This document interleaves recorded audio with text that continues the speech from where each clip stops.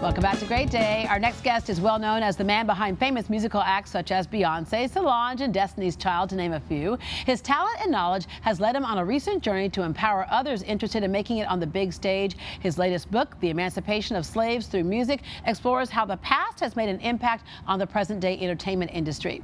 Here to teach us more is Dr., Professor, Music Executive, and author Mathew Knowles. Hello there.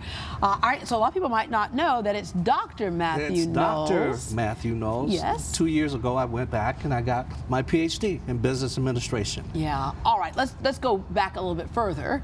Oh, when you were a member of Destiny's Child. Yeah. Well, yes. It was Destiny's Child and the mama. That's what it was, and the mama got dropped.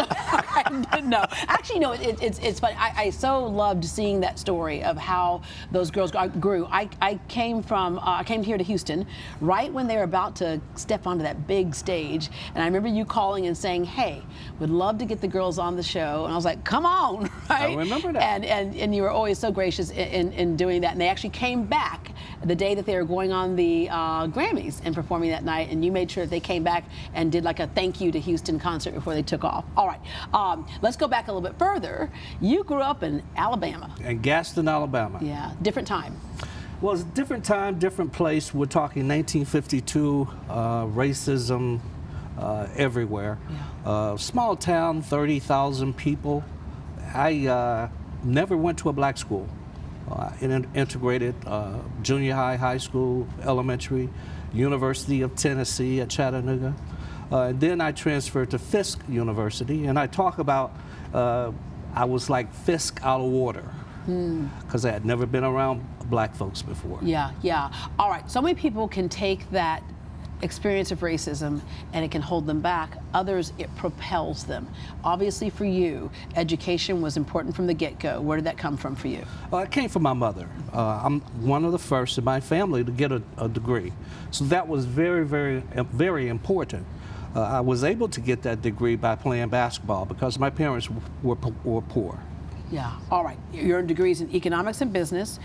You were a salesperson at Xerox Medical System, and you were like one of the top salespeople. And then all of a sudden there was a shift. Although the business degree is what really came in as being important here, you had really talented children, and you knew that that was their passion. And you and I have talked about this before, Mathew. How many parents say, "My child is talented, so what do we need to do?" You put everything in to making that success happen. Well, I think it's important that parents surround their kids with all the tools that they need and let that kid determine what they're passionate about. And how do you determine if they're passionate? If you have to tell them to go to practice, you know they're not passionate. Yeah. So that day you have to say it's time to go to practice. You know it's a wrap. And that was the birth of, you had Beyonce, Solange, Destiny's Child. You've signed other artists since then, Chaka Khan, Earth, Wind & Fire, the OJs, who continue to play their music, and we love that music today. Becoming a professor and getting your PhD. So again, education always important to you. This latest book you have, where you talk about that journey of slavery and then music and how this industry is all intertwined. What's the message you want people to get out of that? The message is that it was a 2-year journey. Folks on that slave ship they weren't from the same tribes. Yeah. So they couldn't communicate. So they had to learn to communicate, and they did effectively through music. Knocking on the walls, their chains that they had. The drum beat. The drum beat. They learned humming and crying. That they learned to communicate through music. Yeah, and later that music, when they could share a language, really was therapy. Exactly. And then also an expression of what the experiences were. You look at the old Negro Spirituals, you look at some of the, nobody knows, just all those types of things. And some of those songs had messages regarding escape routes. Yeah. So, those songs were called sorrow songs. Yeah. Because there's a lot of sorrow and pain that was going on during those times. All right. You've also written other books, The DNA of Achievers. What do you find as some of the traits in people who achieve? It's passion. It starts, number one is passion. Find someone who's passionate.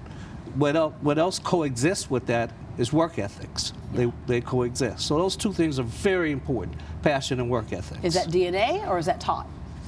It's a combination of both. Yeah. I think you can learn passion. You can find your passion. All right, and we have our other book here.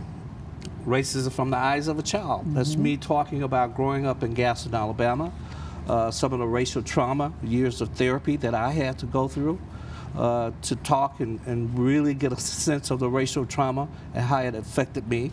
Yeah. And this is so important today, Mathew, because that whole situation has not gone away, and it seems like it kind of simmers down for a minute, but then it explodes again.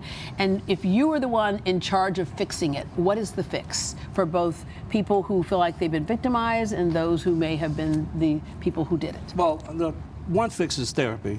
I really believe in that. And the other fix is, I think, and it's going to come from females.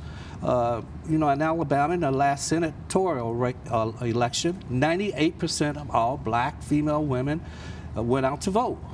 And it was a very slim margin, only a 1,400 margin win. This next election, I think females, both brown, black, and white, have to go out and make a difference. Yeah, a solidarity, if you will. All right, you are making a difference still in the music industry. You have a new act that you brought to us today. Tell us about them. Well, his name is Demola. He's from Nigeria, and I found Demola because his manager allowed at Texas Southern, when I was teaching artist management, they could bring one of their artists in a class, and myself would review them. And Demola came one day and did an exceptional job. He's quite different. I'm not going to give it away. I'll let him do it. But a star. All right. Okay. Another star is born. Okay. In the meantime, Emancipation of Slaves Through music is now available for purchase. And for more information and how to connect with Dr. Mathew Knowles, we have a link on greatdayhouston.com.